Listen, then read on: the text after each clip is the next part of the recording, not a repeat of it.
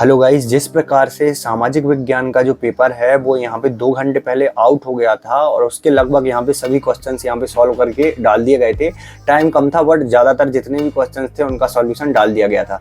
उसी प्रकार से देखिए मैथ का जो ये पेपर है जो जस्ट अभी अभी यहाँ पे आउट हो चुका है। और अच्छी बात यह है कि आपके पास पूरे यहाँ पे 13 से 14 घंटे का समय बचा हुआ है। ठीक है, अगर रात को आप पूरा पढ़ेंगे और यहाँ पे पूरे दिन भर इसको सॉल्व करेंगे तो आपके पास 13 से 14 घंटे का समय बचा हुआ है। तो यहाँ पे डायरेक्टली देखिए जितने क्वेश्चंस के सॉल्यूशन हो सकते थे, क्योंकि पेपर मुझे अभी अभी मिला हुआ है, तो जितने क्वेश्चंस के सॉल्यूशन हो सकता था मैंने करा दिया है। अब जितने नहीं हुए हैं उनका आपको यहाँ पे जो है सॉल्व करना होगा। ठीक है, उनको सॉल्व करना होगा। तो मैं यहाँ पे आपको ज़्यादातर जो क्वेश्चंस है उनके सॉल्यूशन मैं बता ही दूंगा इस वीडियो में।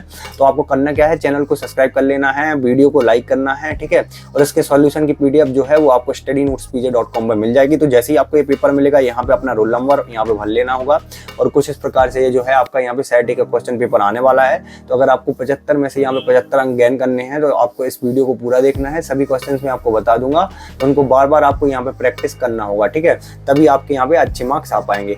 तो यहाँ पे देखिए इंग्लिश मीडियम वाले जो निर्देश हैं उनको पढ़ लीजिए। और यहाँ पे आपका 213 जो है कोड है। ठीक है, 213 कोड है और यहाँ पे देख लीजिए कुछ इस प्रकार से आपका पेपर है। तो चलिए अपन आगे बढ़ते हैं। सो गाइस, जैसा कि ऑब्जेक्टिव जो क्वेश्चन होते हैं वो यहाँ वहाँ से अपन पता कर लेते हैं और ऑब्जेक्टिव क्वेश्चन के लिए अपन टाइम वेस्ट नहीं करेंगे। ठीक है, जो ऑब्जेक्टिव क्वेश्चन होते हैं वो स्कूल में आपको यहाँ वहाँ से पता चल जाते हैं। तो यहाँ पे देखिए सही विकल्प हमें देखने के लिए मिलेंगे जो कि 6 रहेंगे। तो पहले का आंसर यहाँ पे प्रतिच्छेदी करती है, दूसरे का आंसर 45 अंश, तीसरे का 8। ठीक है, कुछ इस प्रकार से तीसरे का 8। चौथा देखिए विविधता का डी की वैल्यू फाइंड करनी थी तो 0।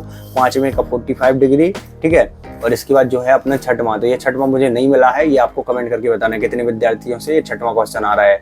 ये इसका आंसर आप बता देना। ठीक है, इसको सॉल्व करके देखना इसका आंसर क्या आ रहा है। छठवां क्वेश्चन आप देख लीजिए ध्यान से, मैं कमेंट जरूर पढ़ूंगा कितने विद्यार्थी इसका आंसर दे रहे हैं। इसके बाद सेकंड क्वेश्चन में थे अपने रिक्त स्थान। ठीक है, सेकंड क्वेश्चन में है अपने रिक्त स्थान। तो देखिए एक कंडीशन पूछी, एक जो हमें द्विघात समीकरण दिया गया है और मूल वास्तविक कब नहीं होंगे, तो ये कंडीशन हमें बतानी थी। तो मूल वास्तविक जब नहीं होंगे जब आपका यहाँ पे b वर्ग जो है बड़ा होगा यहाँ पे किस चीज से, 4ac से। ठीक है, तब ये मूल वास्तविक नहीं होंगे। इसके बाद देखिए एक अनुक्रम दिया गया है तो निश्चित अंतर ये रखता है। तो ये किस चीज की परिभाषा, देखिए ये जो है अपनी समांतर श्रेणी की परिभाषा है। ठीक है, समांतर जो श्रेणी है उसकी ये परिभाषा है। तो ये जो आपको यहाँ पे लिखना होगा समांतर श्रेणी। इसके बाद नेक्स्ट क्वेश्चन अपना दिया गया था तो इसमें देखिए पहले में आएगा यहाँ पे बराबर, पहले में आपको भरना होगा बराबर और दूसरे में जो है आपको यहाँ पे भरना होगा समानुपाती। ठीक है, दूसरे में क्या भरेंगे आप, समानुपाती। तो गाइस देखिए यहाँ पे टाइम कम है इसलिए मैं आपको डायरेक्टली ऑब्जेक्टिव क्वेश्चन के जो है आंसर बता रहा हूँ, एक्सप्लेन नहीं कर रहा हूँ। जो अपने क्वेश्चन रहेंगे उनको एक्सप्लेन करते जाऊंगा। ठीक है, इसके बाद नेक्स्ट क्वेश्चन जो है अपना 2 बिंदु दिए गए हैं, इनके निर्देशांक पूछे गए थे। तो इनके जो निर्देशांक है A और B हो जाएंगे। ठीक है, 2 बिंदु जो दिए गए थे इनके निर्देशांक क्या हो जाएंगे, A और B। इसके बाद देखिए वृत्त की 2 बिंदु से प्रतिच्छेद करती है तो वह रेखा क्या कहलाती है, वह रेखा कहलाती है छेदक। ठीक है, वह रेखा क्या कहलाती है, छेदक रेखा कहलाती है। और लास्ट जो है इसमें आपको भरना होगा त्रिज्या खंड। त्रिज्या खंड की जो है परिभाषा दी गई है। ठीक है, त्रिज्या खंड। ठीक है, त्रिज्या खंड की जो है ये परिभाषा दी गई है। इसके बाद थी आपकी यहाँ पे सही जोड़ियां। चलिए मैं सही जोड़ियां आपको दिखा देता हूँ। तो यहाँ पे देखिए ये जो सही जोड़ियां हैं लगभग सभी से बन जाएंगी, जैसे कि साइन थीटा की वैल्यू क्या होती है, साइन थीटा को आप क्या लिख सकते हैं, 1/cos थीटा लिख सकते हैं। तो ये सेकंड का आंसर हो जाएगा। इसके बाद शंकु का आयतन जो है 1/3 पाई r वर्ग h, तो ये जो है आपका चौथे का आंसर हो जाएगा। और tan को क्या लिखेंगे आप, tan थीटा को sin/cos लिखेंगे, तो ये जो है अपना तीसरे का आंसर हो जाएगा। इसके बाद देखिए दो बहुपदों का गुणन और 2 परिमेय व्यंजकों का योग। तो ये जो है आपको कमेंट करके बताना है इन दोनों क्वेश्चन का आंसर। ठीक है, किससे किसका मिलान करेंगे।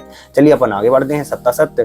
तो यहाँ पे देखिए जो पहला क्वेश्चन दिया गया सत्य में प्रत्येक प्राकृतिक संख्या पूर्ण संख्या होती है, तो ये आपका सत्य हो जाएगा। इसके बाद है घात 2 के बहुपद द्विघात बहुपद कहलाते हैं। तो घात 2 के बहुपद द्विघात बहुपद ही कहलाएंगे ना, क्योंकि 2 की घात है। ठीक है, तो इसलिए द्विघात। इसके बाद समांतर श्रेणी का अगला पद पूछा 0 होगा, तो ये असत्य हो जाएगा। इसके बाद देखिए ये समकोण त्रिभुज का यहाँ पे क्षेत्रफल बताया गया 1/2 आधार गुणित यहाँ पे शीर्ष लंब होता है। देखिए 1/2 यहाँ पे जो है आधार गुणित यहाँ पे शायद ऊंचाई होता है, शीर्ष लंब नहीं होता, तो ये असत्य हो जाएगा। समरूप वृत्तों के क्षेत्रफल का सदैव बराबर होते हैं, तो ये आपका सत्य हो जाएगा। और शंकु का आयतन पाई r वर्ग h, अभी अपन ने देखा था शंकु का आयतन जो है वो 1/3 पाई r वर्ग h होता है, तो ये आपका यहाँ पे असत्य हो जाएगा। ठीक है, तो कुछ इस प्रकार से सत्य आपको करने थे।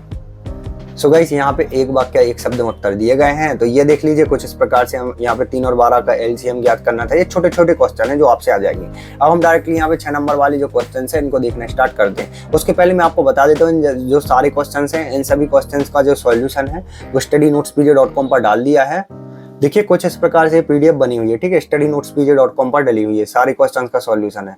तो आपको करना क्या है, देखिए अगर ये पीडीएफ को डाउनलोड करना है ना तो बहुत ही आसान तरीका है। सबसे पहले आपको क्या करना होगा, यहाँ पे मैं आपको दिखा देता हूँ। सबसे पहले आपको गूगल पे आना होगा और यहाँ पे लिखना होगा स्टडी नोट्स पीजे, ठीक है, स्टडी नोट्स पीजे बस लिख देंगे आप तो यहाँ पे फर्स्ट नंबर पे आ जाएगी, ठीक है, स्टडी नोट्स पीजे। इस पे आपको क्लिक कर देना होगा। इस पे क्लिक करेंगे आप देखिएगा हमें नीचे आना है और एमपी बोर्ड को ढूंढ लेना है, ठीक है। एमपी बोर्ड को ढूंढने के बाद इस पे क्लिक कर देना है। इस पे क्लिक करने के बाद हमें नीचे आना है। कक्षा 10वीं में हमें यहाँ पे गणित ढूंढ लेना है और यहाँ पे सेट ए ढूंढ लेना है। गणित के सेट ए पे ढूंढने के बाद देखिए इसको क्लोज कर देना है। क्लोज कर देता हूँ मैं और फिर नीचे आना है, ठीक है, यहाँ पे दिखा देता हूँ मैं। फिर आपको यहाँ पे नीचे आना है, ठीक है, नीचे आते जाना है यहाँ पे और अपन को सबसे नीचे आना है क्योंकि अपन को सॉल्यूशन की पीडीएफ डाउनलोड करनी है। अब देखिए सॉल्यूशन की पीडीएफ डाउनलोड करने के लिए आपको सफेद कलर का डाउनलोड बटन दिख रहा होगा, इस पे क्लिक कर देना है, ठीक है। इस पे मैं क्लिक करता हूँ, यहाँ पे देखिए 1 मिनट में यहाँ पे क्लिक कर देता हूँ डाउनलोड बटन। तो देखिए ये टाइमर है जो अपना स्टार्ट हो चुका है। लगभग 10 सेकंड ये टाइमर चलेगा। 10 सेकंड तक जब तक ये टाइमर चलता है तब तक आपको किसी भी एक ऐड पे क्लिक कर देना है। इससे थोड़ा सा रेवेन्यू हमें जनरेट हो जाएगा और आपकी ये जो पीडीएफ है वो बहुत ही आसान तरीके से सॉल्यूशन की डाउनलोड हो जाएगी। देखिए ये अपनी डाउनलोड हो चुकी है, ठीक है। तो ये सॉल्यूशन की जो पीडीएफ है आप बहुत ही आसान तरीके से डाउनलोड। सो गाइस सभी क्वेश्चंस के जो सॉल्यूशन है वो आपको studynotespj.com पर मिल जाएंगे। अब क्वेश्चंस अपन देख लेते हैं। देखिए 6वां क्वेश्चन रहेगा, 2 क्रमागत धनात्मक पूर्णांकों का गुणनफल 2 से विभाज्य होता है तो यह कथन सत्य है या फिर असत्य है। अथवा वाला 3825 को अभाज्य गुणनखंडों के यहाँ पे गुणनफल के रूप में यहाँ पे व्यक्त करना था। 7वां क्वेश्चन है हमारा, यहाँ पे देखिए 26 और 91 का एचसीएफ और एलसीएम ज्ञात करना था। तो यहाँ पे देखिए इसके बाद देखेंगे हम क्वेश्चन नंबर 8वां, देखिएगा एक द्विघात बहुपद ज्ञात करना है जिसके शून्यकों का योग यहाँ पे क्रमशः 2 और 3 है। और अथवा देख लीजिए आप कुछ इस प्रकार से, ठीक है। 8वां ये क्वेश्चन है। चलिए अपन आगे बढ़ते हैं। 9वां क्वेश्चन देख लीजिए, द्विघात व्यंजक हमें दिया गया है 6x वर्ग ऋण के 3 ऋण के 7x के शून्य ज्ञात करने हैं तथा शून्यकों के बीच के संबंध ज्ञात करना है। अथवा हमें देखिए द्विघात व्यंजक दिया गया है 4u² प्लस 8u के शून्य ज्ञात करने तथा गणांकों के बीच संबंध ज्ञात करना है।